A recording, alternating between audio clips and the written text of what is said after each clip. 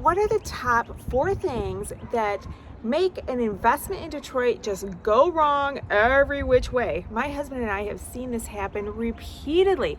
So today I'm at a house that we just turned over. It's all ready for the new tenant to move in. My husband's in there. He hates it when I film him, but he's the one that needs to answer this because he knows this stuff inside and out. So when you watch him, please give him a like down there so I can say, look, they like seeing you. And I can get him to make more videos and tell me what other subjects you would love to have him talk about. So let's go in there and I'm gonna put him on the spot. Here is my, I have to say that. Wait, you just gave it all away.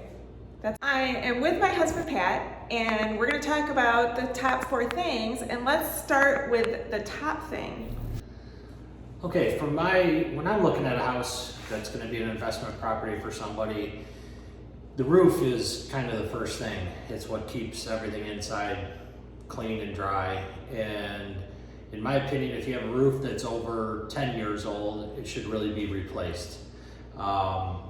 Roofs today come with 20 to 25-year warranties, and when a new roof is on, you don't have that expense coming up, soon after you purchase a property. So roof is where I start. And then once you're in the house, what's another big ticket item that could really mess up a renovation that especially people that aren't from Detroit do not realize just how huge this one is? The next one for me is windows. When these homes were built in the 40s, late 40s, 50s, they were wood windows that were painted, and that's where the lead paint problem comes into play, because all the years of the windows moving up and down and opening and closing, the paint turns to dust over time and presents a lead poisoning issue.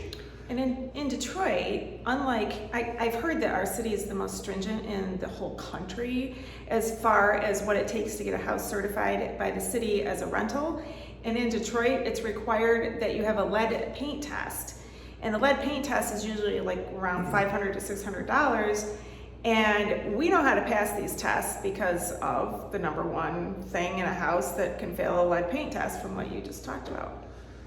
So we replace all the windows when we purchase a new house. We don't leave any wood windows in a property.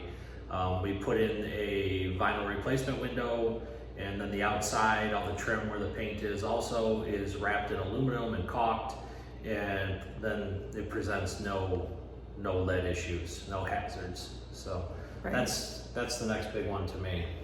Another thing that comes up in Detroit that people ask a lot about, and I do have a video, you can watch this one, and it's about security of properties in Detroit, but there's a lot more to just like how to keep a house secure. Your perspective. Security is a big issue. There's a couple of options. One being the dog doors that go on all the windows and doors. They work great, but when you start working on a house, you need daylight and light to paint and get in and out of places. Wait, how much do they cost? Do you know? The dog doors are anywhere from $150 to $250 a month, depending upon if you cover all the windows and doors and basement windows and stuff like that. And why is it people don't break into those? Well, it's really, really hard. There's not much effort given to break into those. There's other properties that aren't protected, so. And don't they use like a special screws or something that you have to have a special tool that you? That's why we can't have the dog doors on for very long once we start renovation, because there's boards and screws that come through the windows and onto the trim and everything inside. So we got to really have them off pretty shortly after we start. Once you start working on the house inside, you really need the dog doors off pretty quickly. Some people work with them on. Some people work with them on, but you don't get a good paint job, you don't get your blinds up, you don't get, all these different things. In my opinion, getting somebody to stay in the house is the best option. You have presence there, neighbors see people in and out, and we pay them, a small fee to do it, but we've had great success with it. On houses where we don't have security, we don't make this mistake anymore, but we've had kitchens completely taken, bathrooms, toilets, vanities, even blinds and doors. I mean, everything. Yeah. We've had people try to take the windows right out. The windows have been That was stolen a strange before, one. so. And then what do you think about, a lot of people believe in just removing the furnace and the hot water heater. Well, first, why would you remove a furnace and hot water heater? It makes no sense to me because when you're working in a house, you need hot water to clean and to mix drywall mud and to mop floors and to do different things. Oh. The furnace part of it is you can't paint and you can't really work in a house that isn't warm. You know, these old homes are plaster walls and they're cold and they take time to warm up, and paint needs to be at a certain temperature.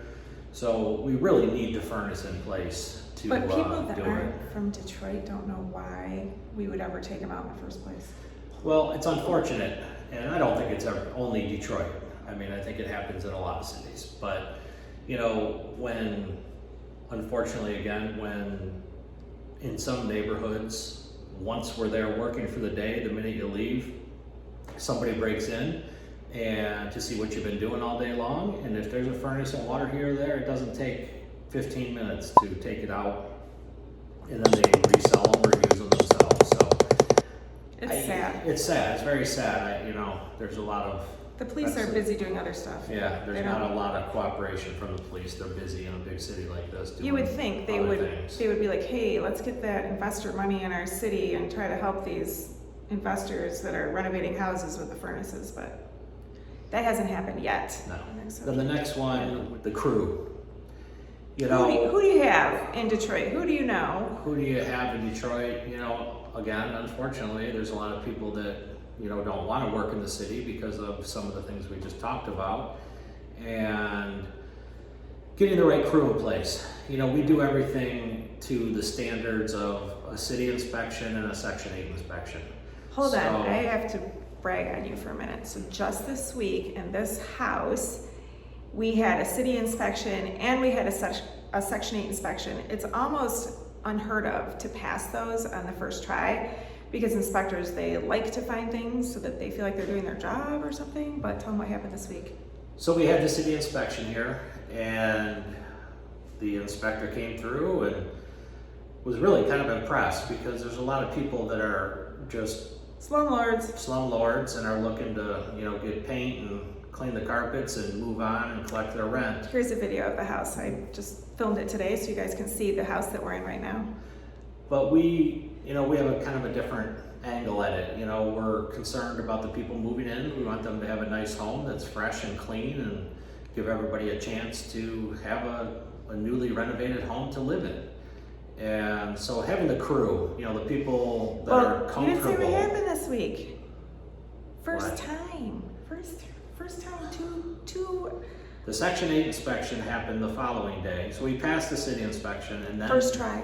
And then the Section 8 inspection was the next day, and that passed also. First time. I've made other little clips before with my wife that Like one. it's not that hard to pass the city in the Section 8 inspections. Yes, it takes more detail, but it's all for the good.